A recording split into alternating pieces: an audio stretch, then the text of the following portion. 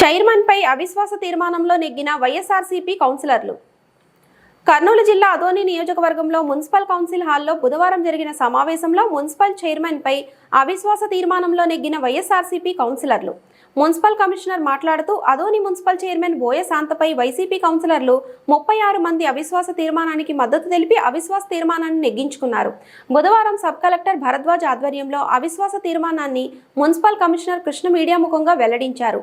మరో 7 కౌన్సిలర్లు గైర్హాజరు అని తెలిపారు. మేమందరం కూడా ముక్త కంఠంతో వైఎస్ఆర్ కాంగ్రెస్ పార్టీతో పాటే మేము ఉంటామని ఆ రోజు చెప్పడం జరిగింది.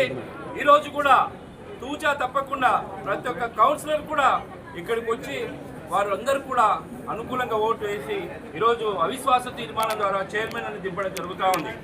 ముఖ్యంగా ఈరోజు మనం చూస్తాం 43 మంది అవుతారు. ఈ 43 మందిలో ఈరోజు 36 మంది ఈ సమావేశానికి హాజరయ్యారు. ఒక 7 మంది మాత్రమే దూరంగా ఉన్నారు. అవి వచ్చినటువంటి 36 మంది కూడా చైర్పర్సన్ పైన పెట్టేటువంటి తీర్మానానికి అనుకూలంగా ఓటు వేయడము, 7 మంది దూరంగా ఉండడం వల్ల ఈ హాజరైన సభ్యులందరూ కూడా 36 మంది ఆమెకు వ్యతిరేకంగా ఓటేశారు. కాబట్టి అది ఓటింగ్ అనేది నెగ్గింది. కాబట్టి ఇచ్చినటువంటి రిప్రజెంటేషన్ పైన ఓటింగ్ నెగ్గిందని మన president officer, special officer, sub collector గారు నమోదు చేసేసి ఈరోజు సమస్య చెప్పారు. కాబట్టి చైర్పర్సన్ మీద చేసేటువంటి అవిశ్వాసము నెగ్గింది. కాబట్టి ఇది డిస్ట్రిక్ట్ కలెక్టర్, కమిషనర్ ఇంప్లిమెంటేషన్, అలాగే ఎలక్షన్ కమిషన్ వరకు ఈరోజే సమావేశాన్ని మినిట్స్ మీద పంపించేస్తాము. తదుపరి ఉన్నటువంటి వైస్ చైర్మన్ ఇద్దరు కూడా ప్రభుత్వ నిబంధనల ప్రకారము అక్కడి నుంచి ఒక ప్రతిపాదన వస్తుంది. వాళ్ళు నెక్స్ట్ ఎలక్షన్ జరిగే వరకు యాక్టింగ్ చైర్పర్సన్గా లేక టెంపరీ చైర్పర్సన్గా ఓటింగ్ జరిగే వరకు నడిపిస్తారు. అడ్మినిస్ట్రేషన్ ఎలాంటి ఇబ్బంది దాకా వాళ్ళ ద్వారా అడ్మిషన్ నడుస్తుంది. ఇది దీనికి సంబంధించిన సమాచారము. నా పేరు Krishna, municipal commissioner, Adoni municipal. Madhusudan sir గారికి మరియు మా జిల్లా అధ్యక్షులు ఎస్వి మోహన్ రెడ్డి గారికి ప్రత్యేకంగా ధన్యవాదాలు తెలుపుతా ఉన్నాం ఈరోజు. అలాగే ఈ ప్రొసీజర్ అంతా జరగడానికి శాంతి భద్రతలు విఘాతం కలిగించకుండా,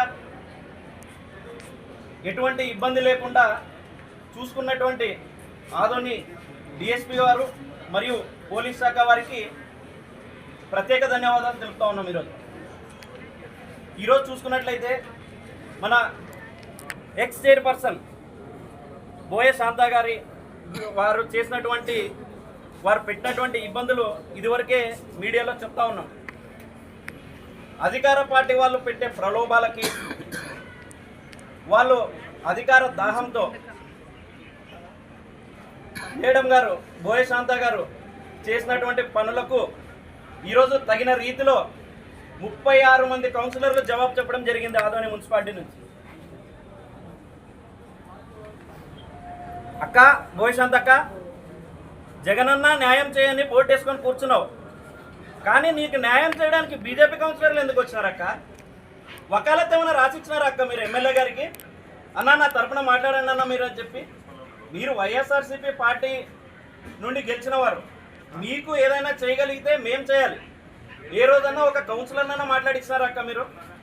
అంటే అధికార పార్టీ మాకు అండదండగా ఉంది, అధికార పార్టీ ఎమ్మెల్యే గారు అండదండగా ఉన్నారు, నన్ను చైర్మన్ సీట్ నుంచి దించలేరు అని చెప్పి కేవలం ఒకే ఒక ఉద్దేశంతో ఈరోజు ఇక్కడ దాకా తీసుకొచ్చారు దీన్ని సిచ్యువేషన్.